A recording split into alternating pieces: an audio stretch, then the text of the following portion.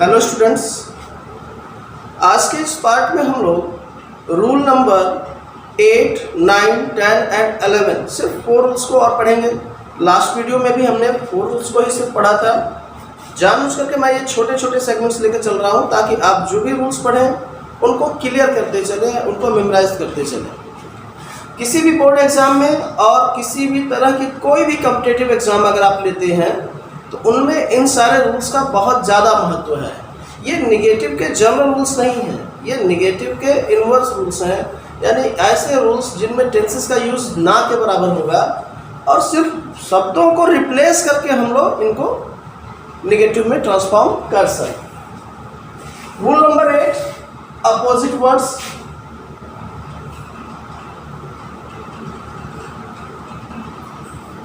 Sometimes with the help of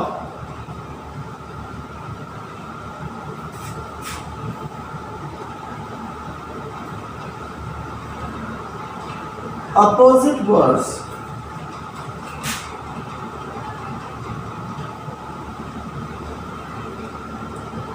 we transform affirmative sentences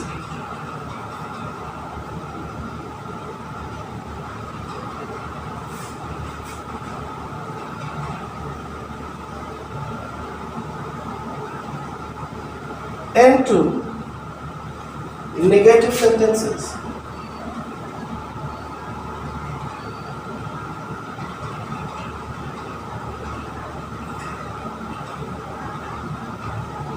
कहने का सीधा मतलब यही है कि कभी कभी अपोजिट वर्ड्स का भी यानी विलोम शब्दों का भी प्रयोग करके हम लोग अफर्मेटिव सेंटेंसेस को नेगेटिव सेंटेंसेस में ट्रांसफॉर्म कर सकते हैं। फॉर एग्जाम्पल,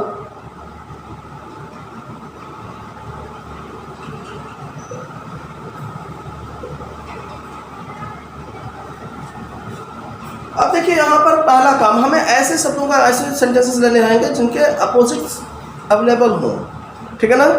तो I shall remember you, I shall remember you.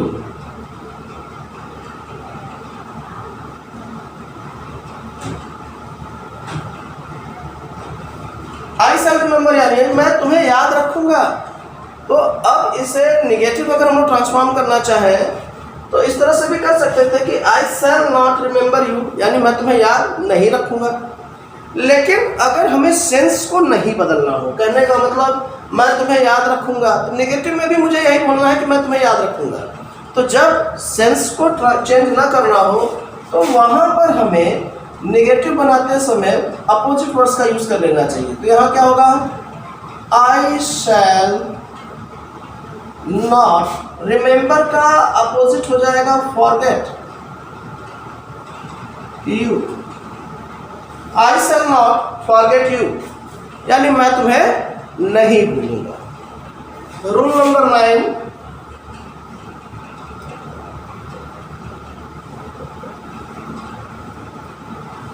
Rule number 9 में हम लोग लेंगे वर्ड ऑलवेज और ऑलवेज को रिप्लेस करेंगे, रिप्लेस बाय नेवर। कहने का मतलब यह है कि अगर हमें किसी अफर्मेटिव सेंटेंस में ऑलवेज मिल जाए तो हमें उसे सदैव नेवर से ही रिप्लेस करना चाहिए। अब इसमें हम लोग चाहें तो अपोजिट वर्ड्स का भी यूज कर सकते हैं। फॉर एग्जाम्पल,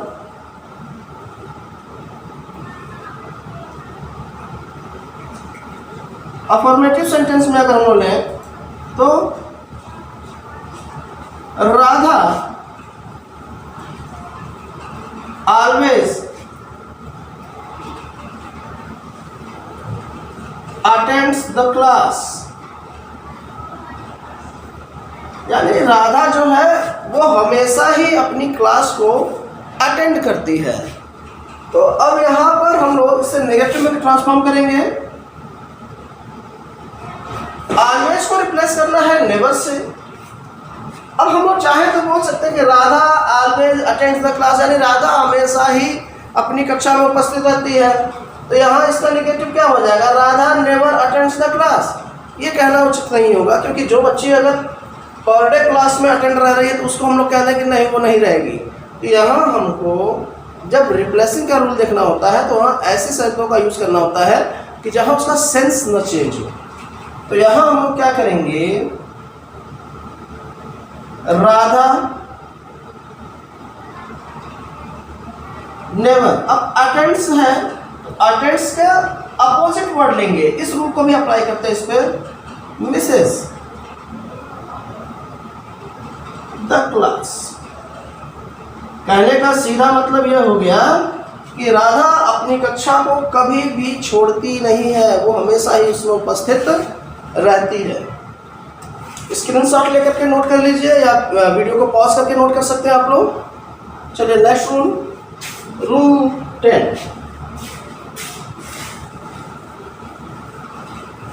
अगर रूल्स समझ में आ रहे हो और वीडियो अच्छी लग रही हो तो वीडियो को लाइक और शेयर जरूर कीजिएगा अपने फ्रेंड्स के साथ में, और मेरे चैनल को सब्सक्राइब जरूर कीजिएगा। आप लोगों के सब्सक्रिप्शन से ही हम लोगों का हौसला बढ़ता है और अच्छे अच्छे रूल्स हम भी और लाएंगे। चलिए रूल नंबर 9 हो चुका है, रूल नंबर 10।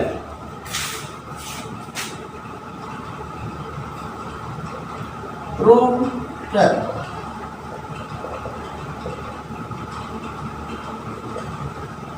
डबल 2 का रूल है, 2 यानी अगर हमें एक ही सेंटेंस में 2 और 2 इन दोनों का यूज हो जाए तो इसे हमें रिप्लेस करना होगा।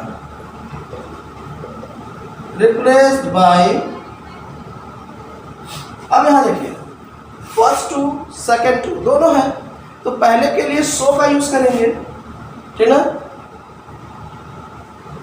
सो, और फिर दूसरे के लिए दैट प्लस। अब सिर्फ इसको रिप्लेस करने से ही काम नहीं चलेगा, थोड़े से रूल्स और भी हम लोगों को इसमें देखना पड़ेगा, ठीक ना। तो दैट के बाद फिर हमारे पास सब्जेक्ट आएगा, सब्जेक्ट के लिए सिर्फ SUB लिख रहा हूँ, कुछ लोग यस लिखते हैं, कुछ लोग पूरा लिखते हैं, प्लस।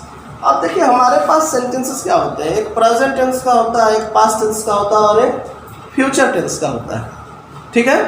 तो अगर हमारा दिया गया सेंटेंस क्या हो, प्रेजेंट में हो, तो हम लोग सब्जेक्ट के बाद क्या करेंगे,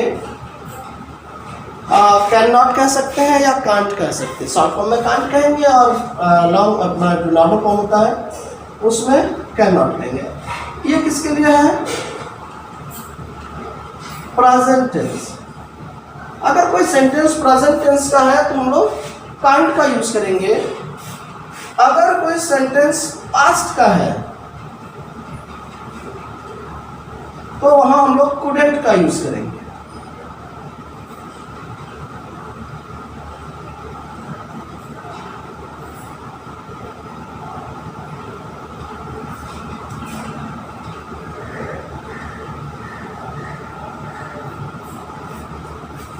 और अगर फ्यूचर का है तो वहां पर विल नॉट का, विल नॉट किसके लिए करेंगे, फ्यूचर टेंस।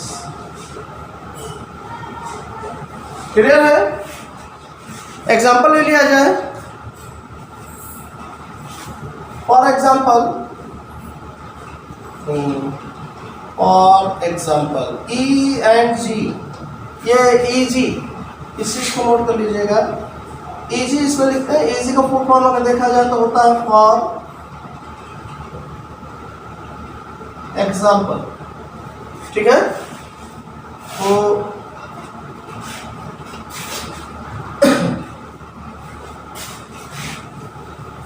तो यहां पर हम लोग का एग्जाम्पल लिया जाए, he is too weak to walk. Affirmative sentence लेते हैं, he is too weak to walk. He is too weak to walk. अब यहाँ देखिए, पहले वाले टू को सो से और दूसरे वाले टू को दैट से, ठीक। और जो हमारा सब्जेक्ट है वो सब्जेक्ट वहाँ पर हमारे पास बाद में आएगा।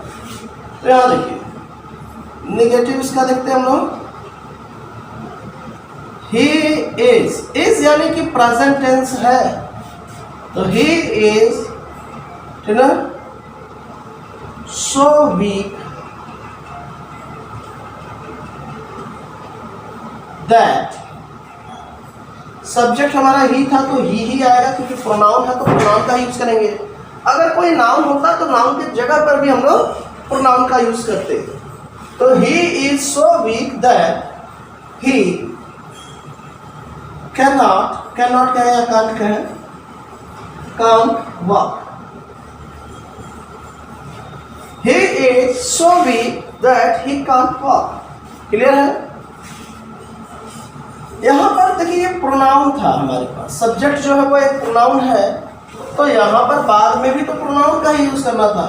लेकिन अगर कोई नाउन होता तो एक एग्जांपल और ले लेते हैं हम लोग, ये फर्स्ट ले लेते हैं, इसको सेकंड ले लेते हैं। अब यहाँ देखिए, यहाँ क्या है, जैसे मान लीजिए कि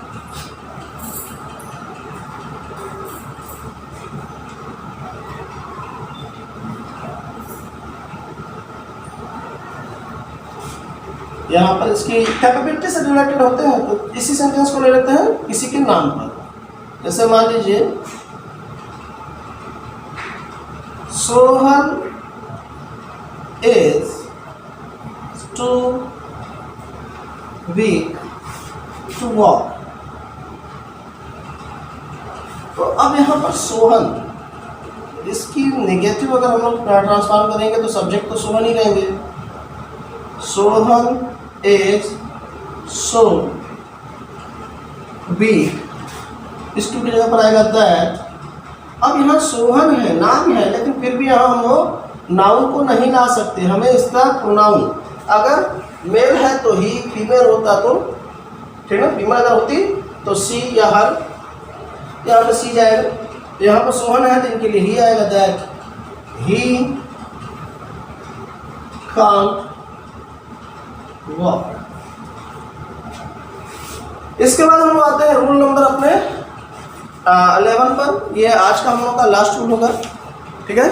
रूल नंबर 11 है एज, ठीक है। रूल 11 एज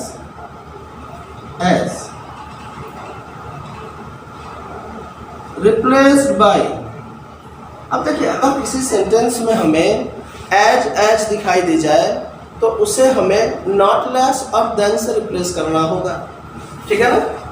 तो यहाँ पर रिप्लेस बाय क्या होगा, नॉट लेस देन। सॉरी, हो गया है, देन। फॉर एग्जाम्पल, अगर हम अफर्मेटिव सेंटेंस का लेते हैं तो Simi is as wise as Rimi. क्या है कि सिमी रिमी के ही समान चतुर है या बुद्धिमान है, ठीक है ना। तो यहाँ पर क्या होगा इसका निगेटिव, यहाँ देखिए, सिमी रिमी के समान बुद्धिमान है, यानी सिमी रिमी से कम बुद्धिमान नहीं है। तो यहाँ हमारे पास क्या हो जाएगा, सिमी इज, पहले वाले एच के स्थान पर हुआ नॉट लेस वॉइस देन, दूसरे वाले एच के जगह पर देन का यूज किए रिमी।